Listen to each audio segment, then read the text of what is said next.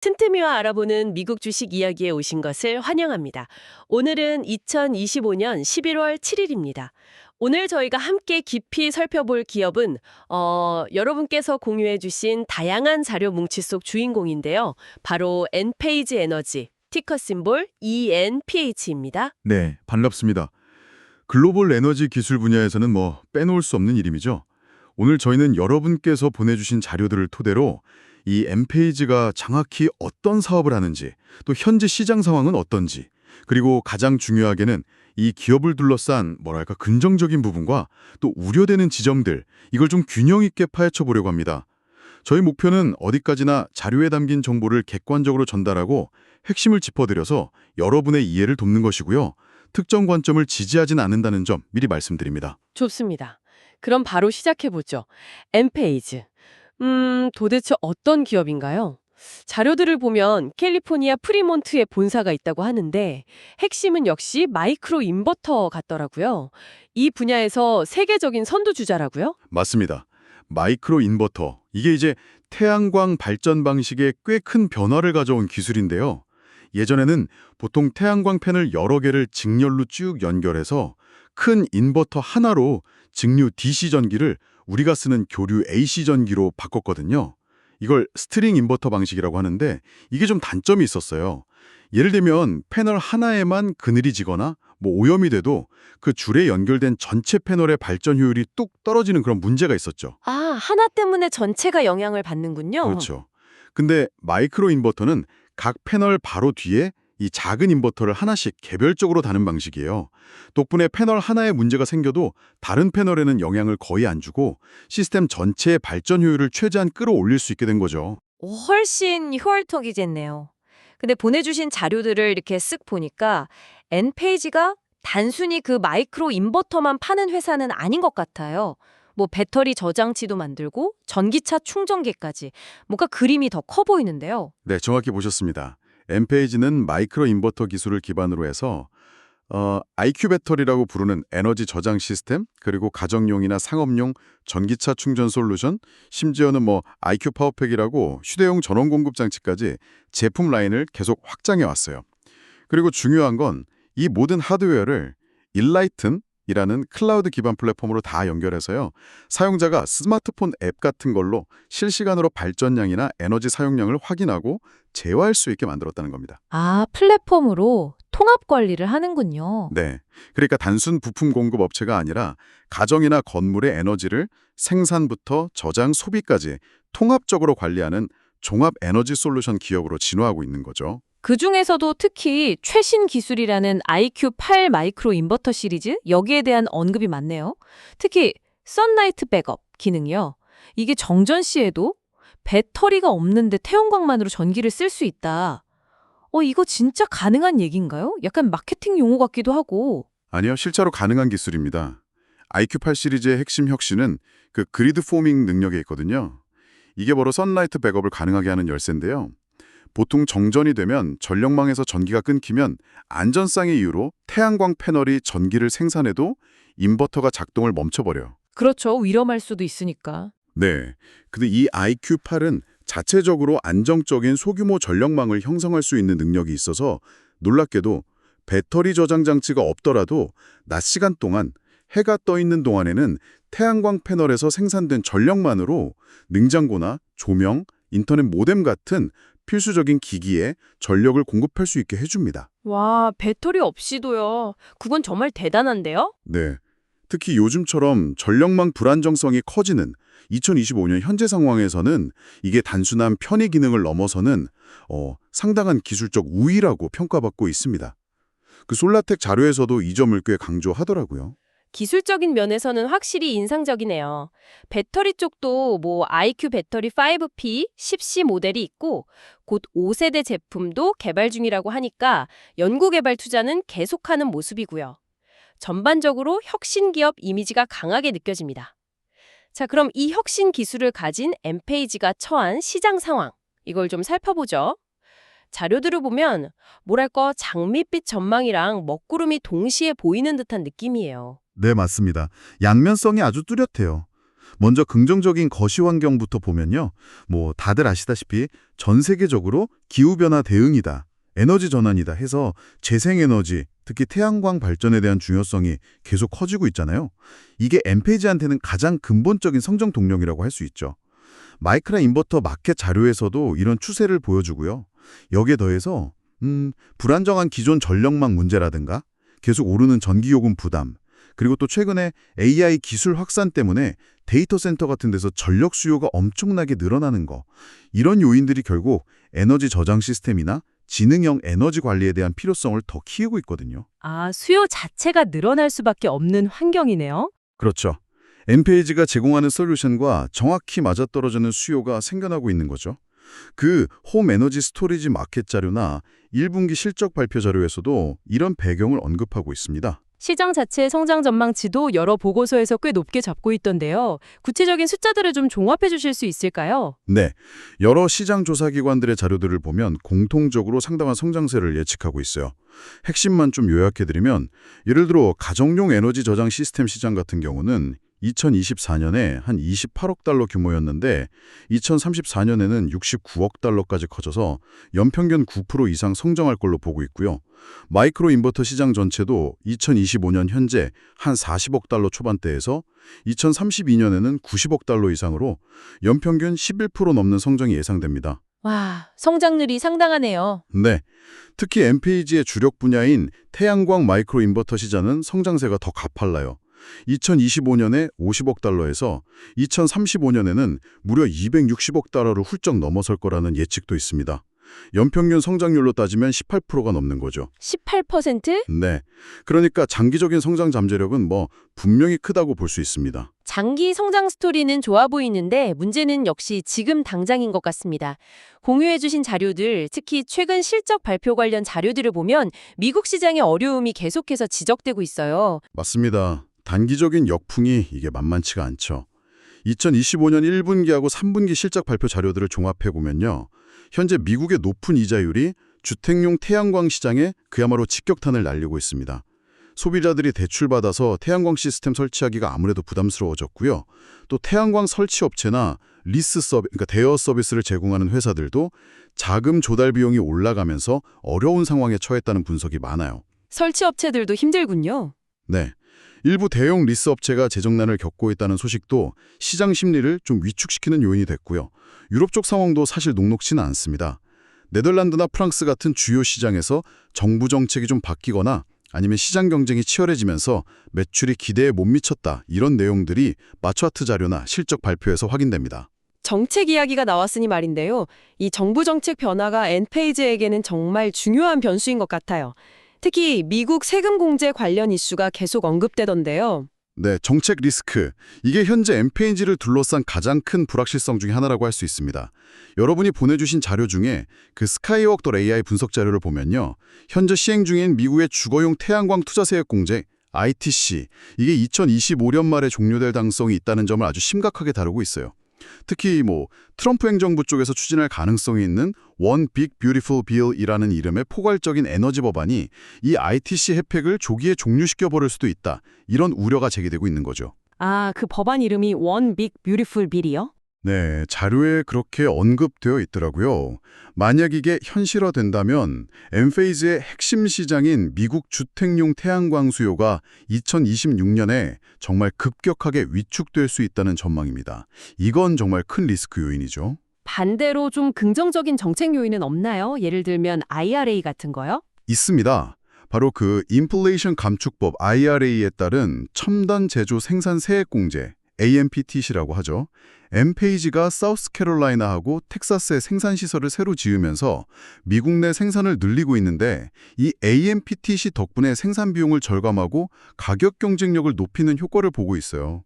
이건 분명한 호재입니다. 아, 그럼 정책은 좋은 면도 있고 나쁜 면도 있고 양날의 검이네요. 네, 그렇죠. 결국 그런 셈입니다. 자, 그럼 이제 본격적으로 자료들 속에서 드러나는 엠페이지의 긍정적인 측면과 또 우려되는 지점들, 이걸 좀 맞대어서 비교 분석해 보겠습니다. 이게 오늘 논의의 핵심이죠. 어디부터 시작해 볼까요? 역시 가장 최근 지표인 2025년 3분기 실적부터 짚어보는 게 좋겠죠. 네, 좋습니다. 3분기 실적은 겉보기에는 괜찮았어요. 매출이 4억 1,040만 달러로 2년 만에 최고치를 기록했고 전년 동기 대비해서도 7.8% 성장했고요. 특히 조정 주당 순이익 EPS, 그러니까 기업의 순이익을 총 주식수로 나눈 값이죠. 수익성을 보여주는 대표적인 지표인데 이게 0.90달러가 나와서 시장 예상치였던 0.60달러를 크게 웃돌았습니다.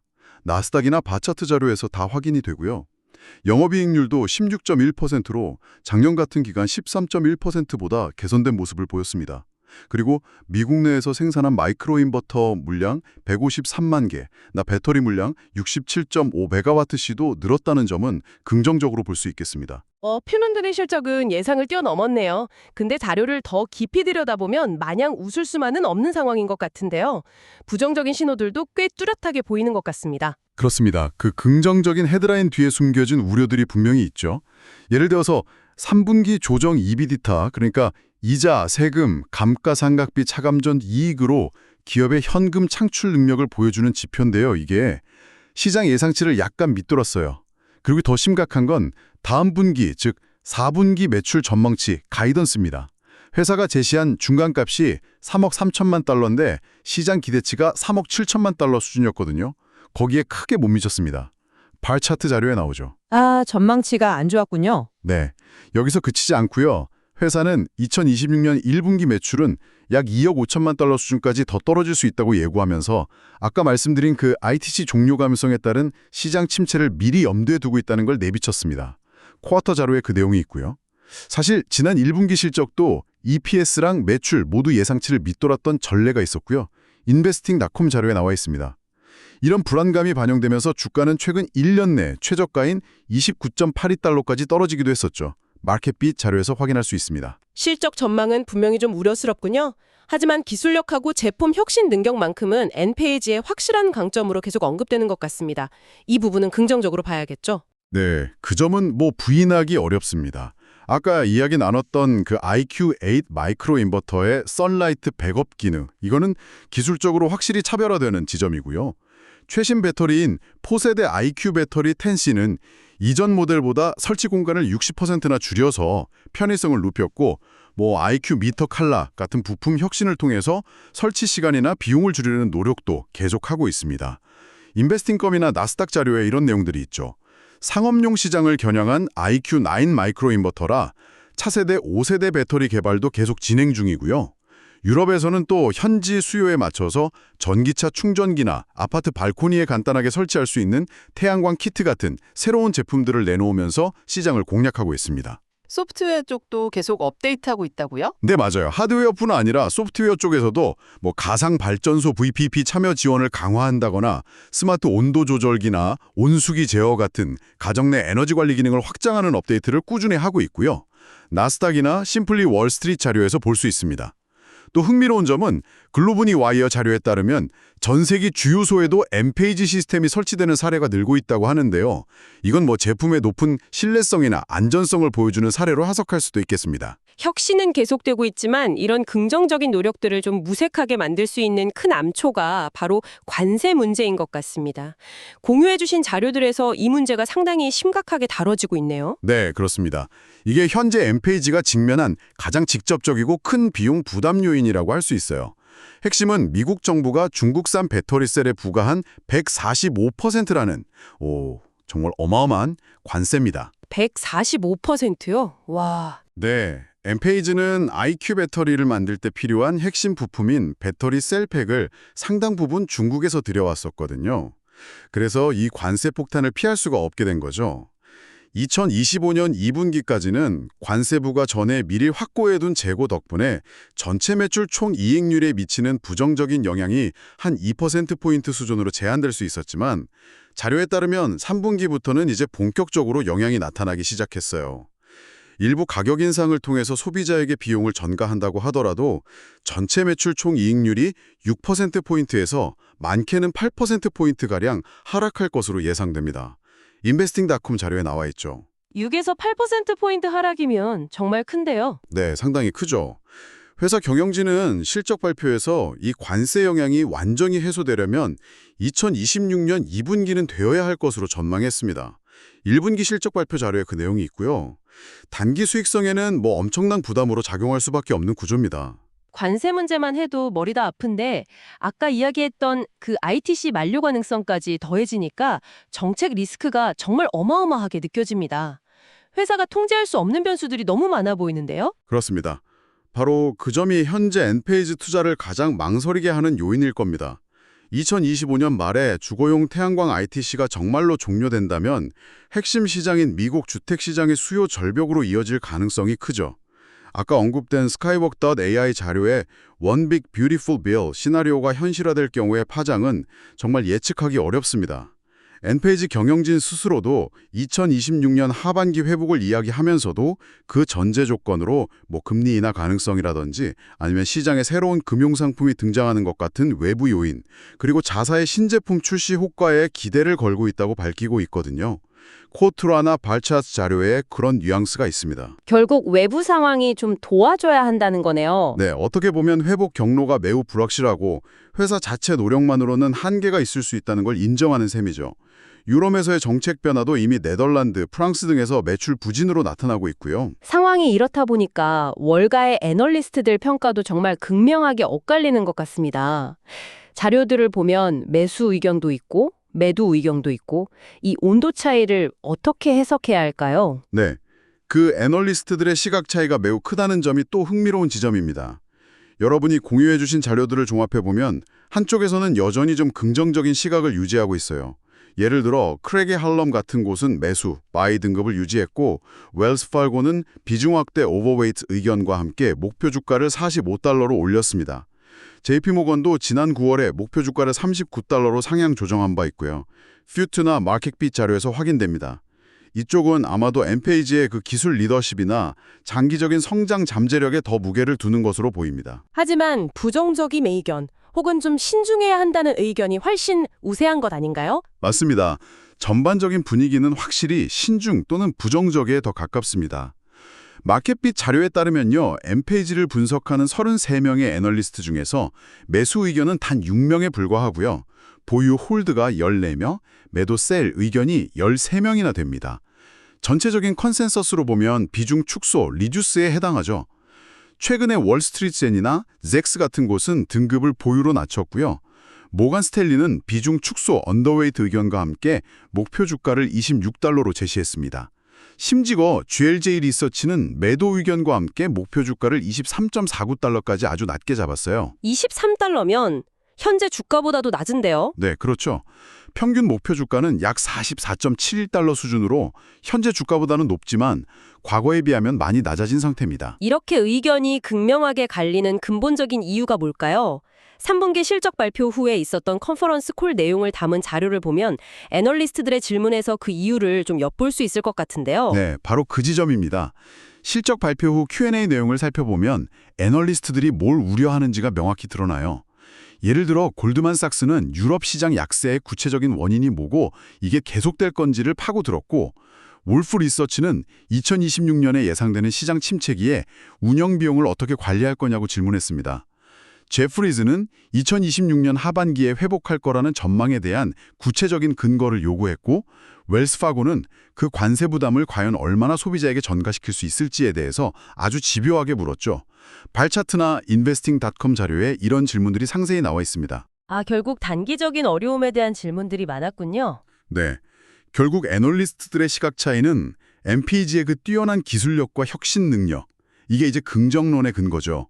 이것과 당장 눈앞에 닥친 관세 부담, 정책 불확실성, 그리고 매크로 환경 악화, 이게 부정론의 근거고요. 이 둘 사이의 첨예한 대립을 반영하는 거라고 볼 수 있습니다. 뭐랄까, 단기적인 고통을 감내하고 장기적인 성장을 믿을 것인가, 아니면 단기 리스크가 너무 커서 일단 피해야 할 것인가, 이런 갈림길에 서 있는 셈이죠. 그 외에 또 주목할 만한 긍정적인 요인이나 부정적인 요인이 있을까요? 자료에 언급된 자잘한 내용들이 좀 더 있는 것 같은데요. 네, 몇 가지 더 짚어볼 수 있겠습니다. 긍정적인 측면으로는 아까 잠깐 언급했지만 미국 내 생산시설, 사우스캐롤라이나하고 텍사스 공장을 성공적으로 가동하면서 IRA 세액공제 혜택을 받고 있고, 동시에 중국 의존도를 낮추면서 공급망을 다변화했다는 점을 들 수 있겠죠.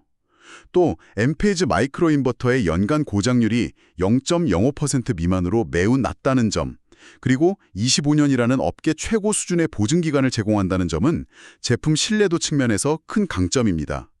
솔라테크나 엠페이즈 마이크로 인버터 가이드 자료에 나와 있고요. S&P 스몰캡 600 지수에 편입되면서 패시브 펀드 자금이 유입될 거라는 기대감도 한때 있었고요. 스카이웍스.ai 자료에 언급됩니다. 재무적으로도 현금 보유고가 14억 8천만 달러로 꽤 탄탄하고 자사주 매입 프로그램도 진행 중이라는 점도 긍정적으로 볼 수 있겠습니다. 네스닥 자료 참고하시면 됩니다. 반대로 좀 사소해 보일 수도 있지만 짚고 넘어가야 할 부정적인 요인도 있겠죠. 네, 그럼요. 예를 들어 S&P 500 지수에서는 제외되었다는 점이 있습니다. 주된 이유는 주가 하락으로 인한 시가총액 감소 때문이긴 하지만 시장에서는 이걸 회사의 펀더멘탈이 약화되었다는 신호로 받아들일 수도 있거든요. 스카이워크.ai 자료에 그런 분석이 있고요. 또 기술적으로 아무리 우수하다고 해도 마이크로 인버터 시스템 자체가 기존 스트링 인버터 방식보다 초기 설치 비용이 한 20에서 30% 정도 더 비싸다는 점. 이것도 여전히 소비자들에게는 부담으로 작용할 수 있는 약점이라고 할 수 있겠죠. 엠페이지 마이크로 인버터 가이드 자료에 언급되어 있습니다. 네, 정말 많은 정보들을 짚어봤네요. 오늘 저희가 함께 파헤쳐본 이 자료를 종합해서 현재 엠페이지 상황을 한번 딱 정리해 주시면 좋겠습니다. 네, 정리하자면 이렇습니다. 엠페이지 에너지는 IQ8 마이크로 인버터의 그 썬라이트 백업 같은 독보적인 기술 혁신, 그리고 마이크로 인버터부터 배터리, EV 충전, 에너지 관리 소프트웨어까지 아우르는 통합 에너지 생태계를 구축했다는 강력한 장점을 가진 기업입니다. 장기적인 성장 잠재력도 분명히 존재하고요. 하지만 바로 지금 2025년 11월 현재 시점에서는 중국산 배터리셀에 대한 그 고율 관세라는 직접적인 비용 부담, 그리고 미국의 ITC 종료 가능성이라는 중대한 정책 리스크, 여기에 더해 높은 이자율로 인한 단기적인 시장 수요 둔화라는 이 세 가지 상당한 역풍을 동시에 맞고 있는 상황이라고 요약할 수 있겠습니다. 기술적인 강점과 눈앞의 현실적인 어려움 사이에 정말 팽팽한 줄다리기네요. 2020년 하반기 회복을 목표로 하고 있다고는 하지만 그 과정이 순탄하지만은 않을 거라는 생각이 듭니다.